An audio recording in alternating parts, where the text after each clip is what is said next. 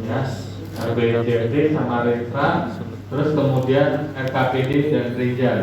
Dari Reja nanti ditarik ke anggaran untuk dilakukan penganggaran. Itu yang pertama. Cara kedua, kami sudah menyediakan template untuk penginputan dengan Excel ya. Jadi template itu diinput ke Excel terus diimport melalui aplikasi kami ya. Itu yang cara kedua. Yang import template itu untuk template RPJMD dan Renstra. Itu juga dengan Reja ya. Nanti dari Rejanya diambil, ya dari Reja diambil untuk menjadi Renstra, diambil untuk menjadi Reja. Nah, itu cara kedua. Cara ketiga dengan bypass. Bypass itu berarti Bapak Ibu tidak perlu menginput RPJMD, Renstra, RKPD, Reja, tidak perlu, langsung ke anggaran. Ya. Terus banyak mengingat waktu ya. Sekarang kan sudah tanggal 15 ya. Tinggal 15 hari lagi lah. Itu dihitung tanpa melihat tanggal merah.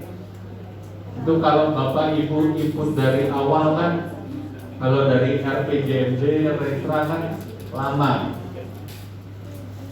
Ya, jadi mungkin dari Badan Pengelola Keuangan sudah mengambil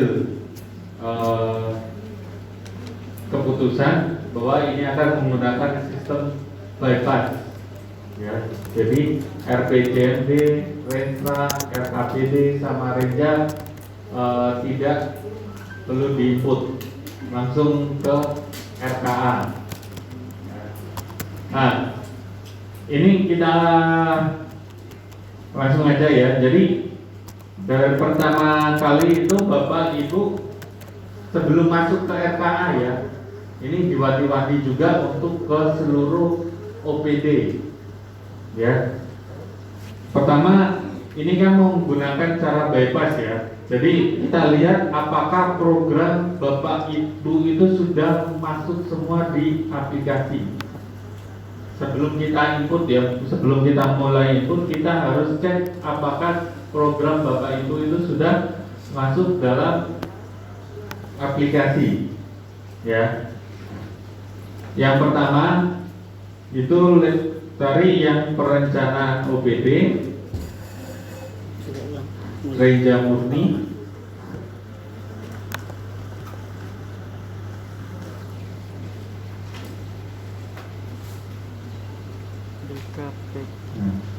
Ini nanti ada dokumen Reja. Nah, ini karena ini istilahnya sistem bypass, makanya ditulis di sini dokumen Renstra perangkat daerah diproses melalui generate data perencanaan. Kalau ada tulisan gini berarti ini sudah melalui cara bypass. Ya. Nah, setelah sudah, klik tanda panah ini, panah 2 kali ini,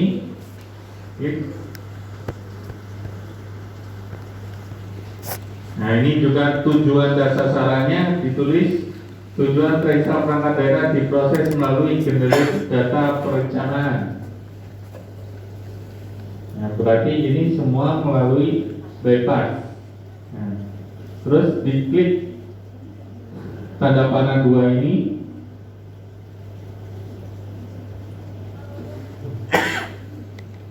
Nah, ini terus dilihat programnya. Ya. Ini, jadi Bapak Ibu setelah mendapatkan ID dari Badan Keuangan, Bapak Ibu diwajibkan harus melihat program ini dulu. Apakah semua program sudah ada apa belum? Ya. Ini harus dicek seluruh SKPD. Jangan sampai Bapak bilang, oh ini sudah ada semua, ternyata nanti, oh Pak ini kami ada satu yang ketinggalan atau 2 yang ketinggalan.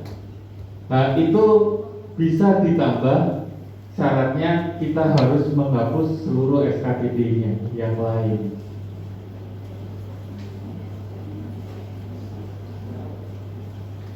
Ya, kita bisa menambahkan lagi tambah program kalau ada yang ketinggalan, tapi syaratnya kita harus menghapus inputan SKPD yang lain.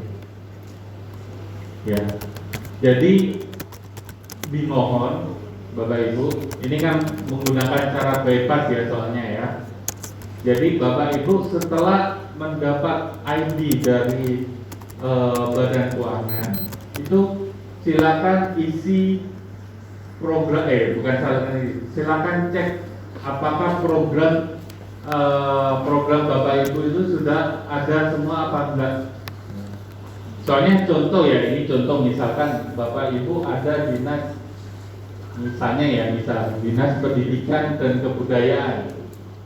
Nah, ternyata program yang muncul di sini itu hanya pendidikan aja, belum termasuk yang kebudayaan.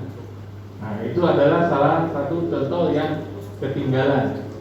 Jadi nanti dari Badan Keuangan memverifikasi ya, menanyakan ke SKPD program kalian untuk misalnya dinas pendidikan ini sudah muncul semua enggak?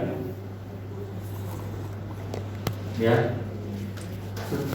Jadi dari Badan Keuangan nanti memverifikasi kepada SKPD ini sudah muncul semua enggak program dari OPD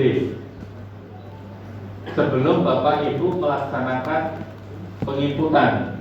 Setelah diverifikasi oleh Badan Keuangan, dibilang semua SKPD sudah oke, sudah muncul semua, baru Bapak Ibu boleh mulai melanjutkan penginputan. Ya.